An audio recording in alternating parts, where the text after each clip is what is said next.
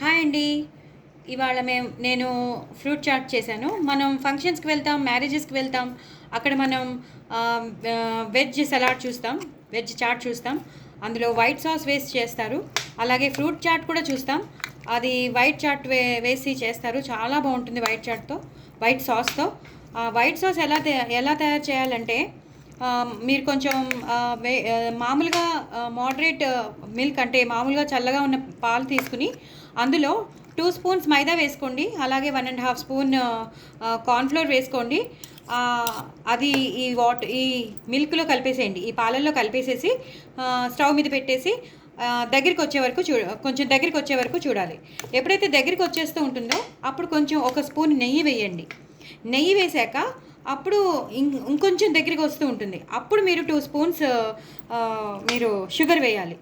అప్పుడు బాగా కలుపుతూ ఉండాలండి. ఆ వైట్ సాస్ అవ్వాలంటే బాగా కలుపుతూ ఉండాలి. కొంచెం గట్టిగా ఉందనుకోండి, అప్పుడు మీరు మళ్ళీ ఇంకొంచెం మిల్క్ యాడ్ చేసుకోవాలి. వాటర్ అస్సలు యాడ్ చేసుకోకూడదు, అంతా మిల్క్తోనే ఉంటుంది. చాలా చాలా టేస్టీగా ఉంటుందండి.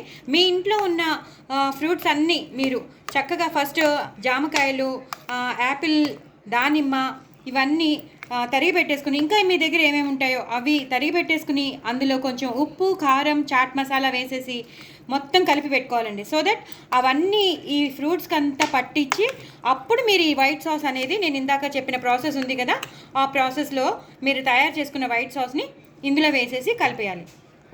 యాక్చువల్లీ ఇందులో గ్రీన్ పీస్ కూడా వేస్తారండి. గ్రీన్ పీస్ ఉంటాయి కదా, పచ్చి బఠానీని ఉడకబెట్టి వేస్తారు, అది కూడా వేసుకోవచ్చు.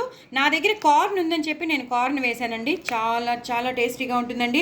పిల్లలు పెద్దలు అందరూ ఇష్టపడతారు. చాలా టేస్టీ అయినది, చాలా హెల్దీ కూడా. అన్ని ఫ్రూట్సే ఉన్నాయి ఇందులో.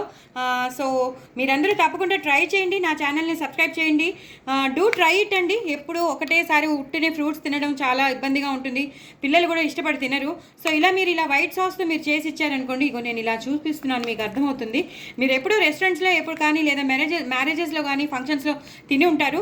సో మీరందరూ ఇలాగే ట్రై చేసుకోండి. నేను చెప్పినట్టు చాలా చాలా టేస్టీ అయింది. నాకైతే టెంప్టింగ్గా ఉంది. మీకు ఎలా ఉందో నాకు తెలీదు. నేనైతే ఇప్పుడు అబౌట్ టు ఈట్ అనమాట. బాయ్ అండి.